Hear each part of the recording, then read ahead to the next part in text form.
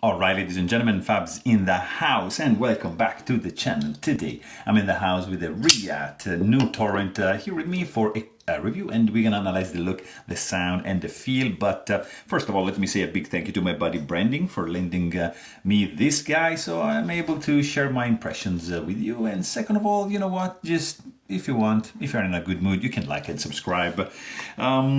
And it's gonna be amazing. So let's go ahead, check it out. How big is this guy? It's not that big, but it's kind of big. I mean, it's 8.5 inches overall in length, 3.5 inch long cutting edge, and 5-inch long overall for the handle, which in centimeters, everything that I just said translates into 21.5 centimeters, 9 for the cutting edge and 12.5 for the handle. Let's see this guy up against a couple options. Here you got Ontario Rat number 2 and number 1 right over there, and you can see that this guy is just, you see, like basically in the same range of the Ontario Rat number 1, maybe just a little, like a smidge smaller than that, but we are in the same ballpark. Then you've got something smaller even, that's the mini bug out from Benchmade, and that's the bug out. And yeah, this guy is bigger. These are not super big knives.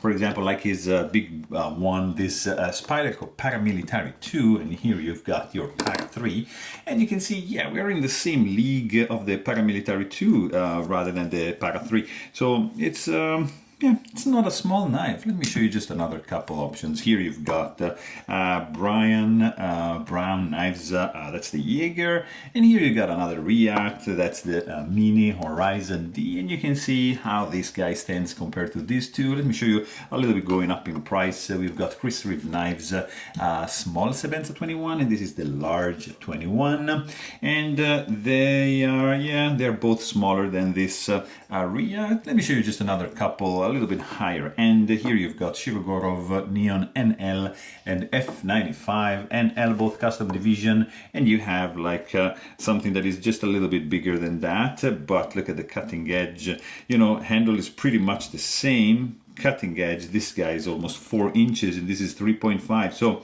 keep that in mind.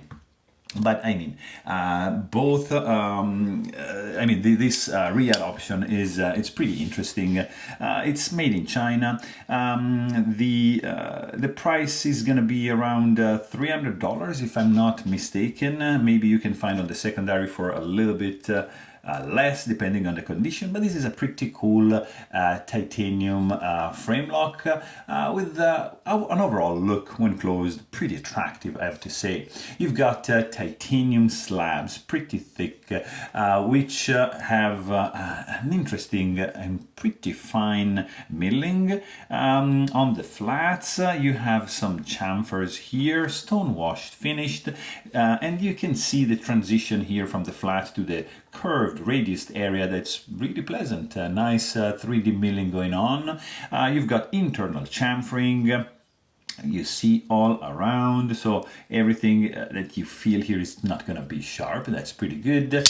You've got internal skeletonization on the show side, a little bit more extensive than on the lock side, which is happening only on this side, of course not on the lock bar.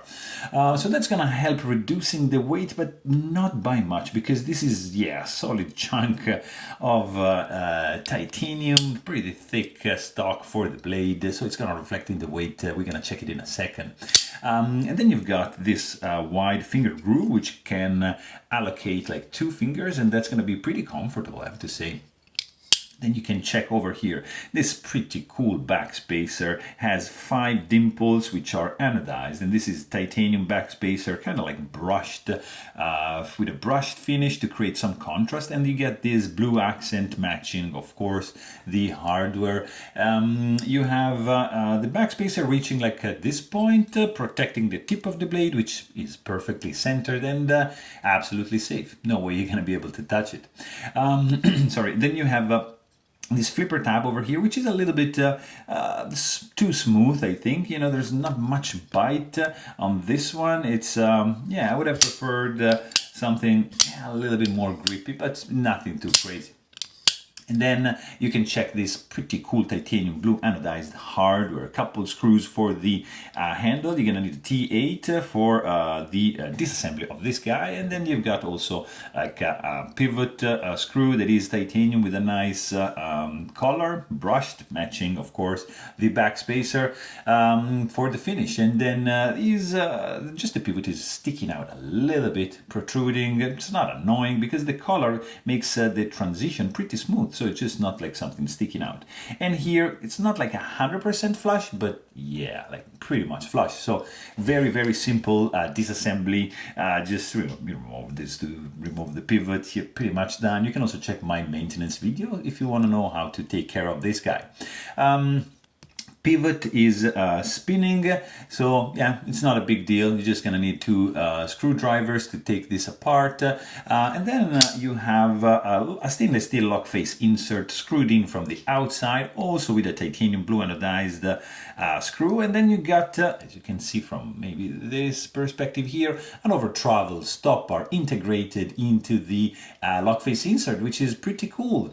Then you've got an external lock bar relief right over here, which is yeah, pretty common, right, sitting underneath the clip.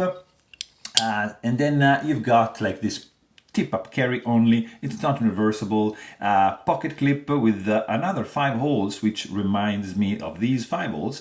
And then you've got this bag licensed ceramic ball for the pocket clip with which has a pretty stiff tension like here, but it's gonna be working nicely in and out. It's easy to carry. It's a big boy, but it's probably heavier than you would want to carry for like a summer EDC kind of thing. So keep that in mind. And then you've got this pretty cool blade, nice profile, 100%, very fine jimping, not really functional. You've got these two acting as a thumb stud, sorry, but also acting as a blade stop, which is external. In fact, you can see they are hitting this part right over here of the frame and right over here. So like kind of like the snafu, you know, CKF Peter Ascenti design. So interesting to see that. Also here accessible with the Torx bit to be removed. And then you have a nice chamfer which extends into a swedge up to this point. Really cool harpoon over here, so you can just take advantage of the finger choil and just chuck it up like that. Very nice profile design. And then you have 30% belly straight edge up to the sharpening / finger choil. Flat grind, you can see the dual tone finish of the blade. You have the swedge and the primary bevel matching with the belt grind lines that you can see, and the flats are stone washed to create a pretty cool contrast. Here you got your Reate logo that is pretty much showing off, and on the side you're gonna see the steel employed, RWL34. So nothing wrong with the steel. It's all right. It's pretty good. It's not like a super steel, but still it's good. There's a little bit of not too bad billboarding going on, and it's yeah, you see, it's this classic Reate logo laser engraved. And let's quickly check the stock thickness. This guy is going to be 0.159 inches for the overall thickness, and let's see, behind the edge this guy is going to be somewhere like here, 0.02, yeah, 0.019. So yeah, it's not too bad. It's average.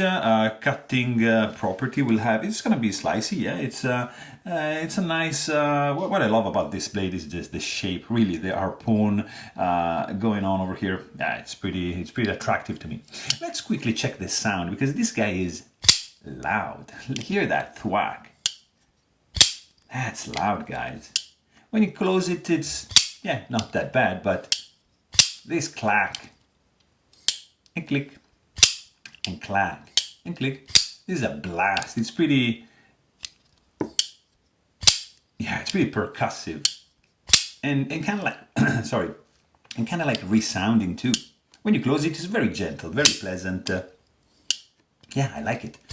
The weight on this guy is not gonna be pleasant, because this guy is going to be over 6 ounces, weighing in, let's see, at 6.19 ounces. So yeah, not a light guy for sure, but there's not really any hot spots. In the handle feels, in the hand feels pretty good, very solid. I don't feel any sharp edges anywhere, except maybe for like a little bit on this corner of the pocket clip, but it's pretty much good to go. You've got some removed material here to easily access the lock bar, but I would have preferred maybe something a little bit wider. You've got the only jimping going on over here, which is not that much. It's just like more like an aesthetic thing, because really you can't really feel it. There's not much grip from that. Choke up is gonna be pretty comfy, you know, like that. Yeah, absolutely work. This is wide enough to be used as a finger choil, and also the reverse grip. It feels pretty good with this part of the handle sticking out like that. Yeah, it's pleasant. It feels absolutely solid. This kind of milling gives some nice texture to the handle. Feels nice, and it adds some grippiness to your, like when you grip the knife, when you squeeze the handle. Yeah, you feel that that's adding a little bit of traction. So that's pretty good. Not too slippery. Also, fit and finish is pretty spot on, guys. Like zero misalignments. Nice, you know, the touch for this blue accent is very good. Nice stone wash finish. It's well put together, I have to say. You know, this is the time where Chinese made knives are started to be pretty good and well put together, with no gaps, no misalignments. Everything was flush, no rattling when shaking. So zero blade play, no finger soreness. You can use it as a flipper. You can do push button here for the action, or light switch like that, or you can even do like a thumb stud kind of affair to deploy the blade. No lock stick because of the stainless steel lock face insert. The clip ramp is, you know, created by this ball, so it's a pretty good idea. This guy is running on bearings, a very fast deployment action like that. And closing action also is pretty smooth. Look at this. I mean, guys, this is a very well made knife. It's also nice detent. I mean, there's there's no detent ball ramp. You can kind of feel the step right over there. Not a big deal, but yeah, just something that I thought to mention.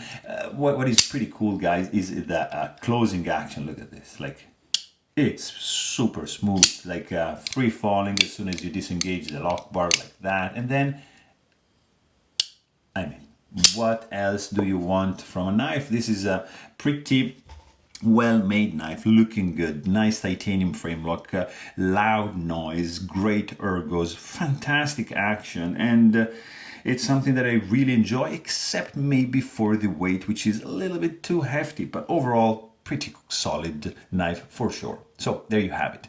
Hope you guys enjoyed this video. Thanks for watching, and stay tuned.